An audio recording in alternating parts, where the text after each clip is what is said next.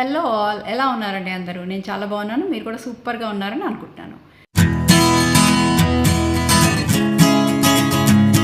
So ఈరోజు నుంచి నేను కొన్ని పార్ట్స్ కింద మా యూరోప్ వెకేషన్ బ్లాగ్ చేద్దాం అనుకుంటున్నాను. మేము ఫస్ట్ టైం యూరోప్ వెకేషన్కి వెళ్ళామండి లాస్ట్ డిసెంబర్లో. సో దానికి సంబంధించి బ్లాగ్స్ చేద్దాము. సో అలాగే ఎవరైనా first time travellers to Europe ఉంటే వాళ్ళకు కూడా హెల్ప్ అవుతుంది అన్నట్టు సరదాగా షేర్ చేసినట్టు ఉంటుందని అనుకున్నాను. సో ఈరోజు వీసా వరకు కవర్ చేస్తాను నేను.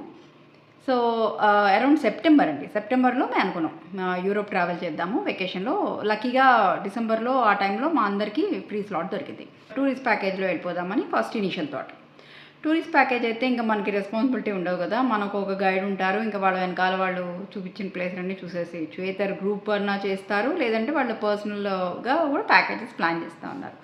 సో వాళ్ళ దగ్గర నుంచి అన్నీ చూసాము, కొటేషన్స్ తీసుకున్నాము. కానీ ఎక్కడో ఏదో కొంత డిసప్పాయింట్మెంట్ ఉంది, లోపల లేదు అని ఒకరోజు ఆలోచించుకుని అనుకున్నాం, లేదు మనకి పర్సనల్గా సోలోగా ట్రావెల్ చేసేద్దాం మనం.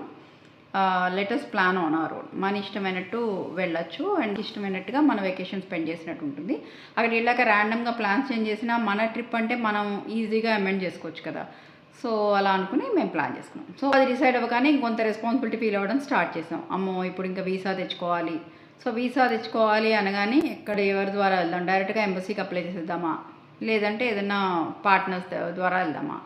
సో విఎఫ్ఎస్ ద్వారా వెళ్తే బెటర్ అనిపించింది. వీసా ఫెసిలిటేషన్ సర్వీసెస్ అని వాళ్ళు అరౌండ్ 100+ మోర్ దాన్ 100+ కంట్రీకి like they are supporting visa and they are partners to this embassy. బాగానే ఉంది, ఇంకా వీళ్ళ ద్వారా వెళ్ళిపోదామని అదొకటి కన్ఫర్మ్ చేసేసుకున్నాం.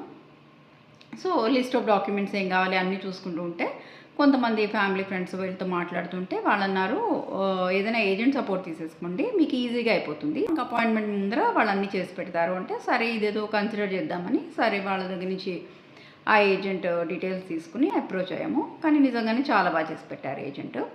అంటే ఉట్టి డాక్యుమెంట్ కంపైలేషనే కాదండి, ఇంకొన్ని అవసరాలు ఉంటాయి వీసాకి, అవన్నీ కూడా వాళ్ళు సపోర్ట్ చేశారు. సో దాని మూలన మాకు వ్యాలిడ్ అండ్ బర్త్ అనిపించింది.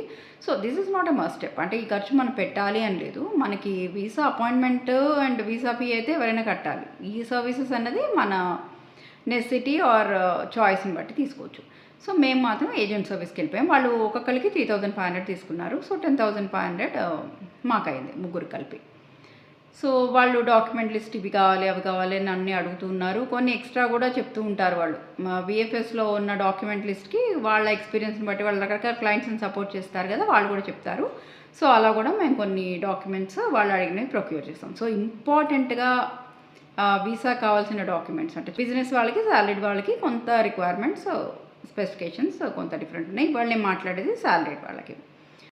ఫస్ట్లీ పాస్పోర్ట్ వ్యాలిడిటీ చూసేసుకోండి. వాళ్ళ కంట్రీ నుంచి మన ఎండ్ డేట్ ఉంటుంది కదా, రిటర్న్ టు ఇండియా, అక్కడి నుంచి కూడా ఇంకో 3 months వరకు వ్యాలిడ్ ఉండాలి మన పాస్పోర్ట్ అన్నది వాళ్ళ రిక్వైర్మెంట్. సో అది చూసుకోండి. And next important thing is employer దగ్గర నుంచి మనం నో అబ్జెక్షన్ సర్టిఫికేట్ తెచ్చుకోవాలి. యూరోప్ ట్రావెల్ చేయడానికి మమ్మల్ని వెకేషన్ అడిగారు, మేము ఇచ్చాము. They are very much part of our organisation అని చెప్పి ఒక లెటర్ ఇస్తారు, ఎన్ఓసి. అది ఎందుకంటే యూరోపియన్ కంట్రీస్కి వెళ్ళి కొంతమంది ఇల్లీగల్ ఇమిగ్రెంట్స్ కింద ఉండిపోతారు కదండి, అక్కడ జాబ్ చేస్తామని. సో అదేం లేదు, వీళ్ళు ఇక్కడ సెక్యూర్డ్గా ఉంది వీళ్ళ లైఫ్ అని తెలుసుకోవడానికి అదొకటి అడుగుతారు. సో ఎన్ఓసి ఒకటి, అది అయిపోయిన తర్వాత బ్యాంక్ స్టేట్మెంట్స్ ప్రతి ట్రావెలర్కి 3 lakhs వరకు చూపించుకుంటే బెటర్ అని చెప్తూ ఉంటారండి. సో ఆ విధంగా మనం మన అకౌంట్స్లో అంత అమౌంట్ ఉన్నాయి, ఎవరెవరైతే ట్రావెల్ చేస్తున్నారో అన్నదాని ప్రూఫ్గా మన bank statements. So bank statements and IT returns కూడా అడిగారు. ఇన్కమ్ ట్యాక్స్ రిటర్న్స్ ఫైల్ చేస్తాం కదా, సో 2 years రిటర్న్స్ అడిగారు. సో ఈ డాక్యుమెంట్స్తో పాటు కవర్ లెటర్ పెట్టాలి మనం. కవర్ లెటర్లో ఎందుకు ఆ కంట్రీ విజిట్ చేయాలనుకుంటున్నాం, అసలు మన ఇండియాలో మన పేస్ ఏంటి, సో ఆన్ సో ఫోర్త్, ఒక 1 page డాక్యుమెంట్. అది పూర్తిగా మనకి ఏజెంట్ సపోర్ట్ ఇచ్చేస్తారు.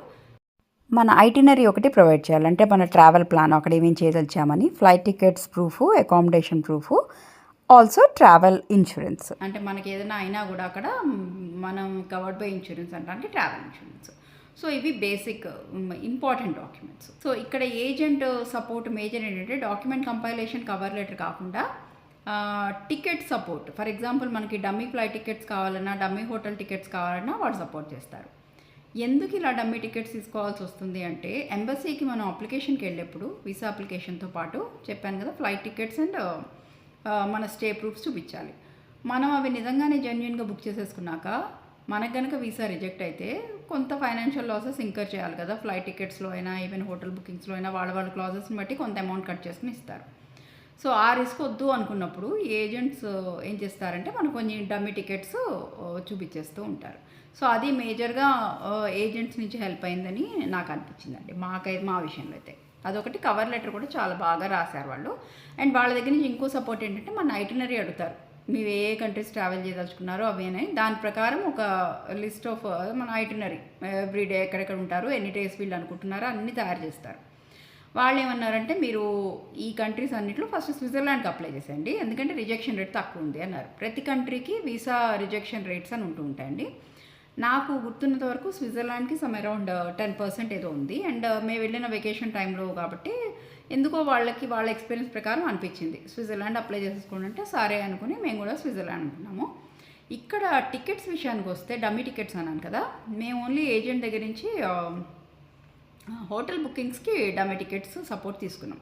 ఫ్లైట్ టికెట్స్ మాత్రం మాకు మేమే బుక్ చేసేసుకున్నాం. ఫ్లైట్ టికెట్స్ అంటే ఒకవేళ వీసా వచ్చిందనుకోండి, మేము వెళ్ళేదే వెకేషన్ టైంలో, అది క్రిస్మస్ న్యూ ఇయర్ అంటే చాలా ఫ్లైట్ ఛార్జెస్ కూడా పెరిగిపోతూ ఉంటాయి. ఎందుకు వచ్చిన రిస్క్, ఫ్లైట్ టికెట్స్ అయితే జెన్యున్గా బుక్ చేసేసుకుందామని. ఇప్పుడు ఎలాగో స్విట్జర్లాండ్కి ఫస్ట్ వెళ్దాం అనుకున్నాం కాబట్టి ఇక్కడి నుంచి స్విట్జర్లాండ్, అండ్ స్విట్జర్లాండ్ వచ్చేప్పుడు మాత్రం మేము వేరే కంట్రీ మా ఐటరీ ప్రకారం బుక్ చేసేసుకున్నాం. మనం కూడా చాలా గుర్తుపెట్టుకోవాలండి, ఏ కంట్రీ వీసా అయితే అప్లై చేస్తున్నామో ఇక్కడి నుంచి వెళ్ళేప్పుడు ఫస్ట్ అదే కంట్రీకి వెళ్ళాలి.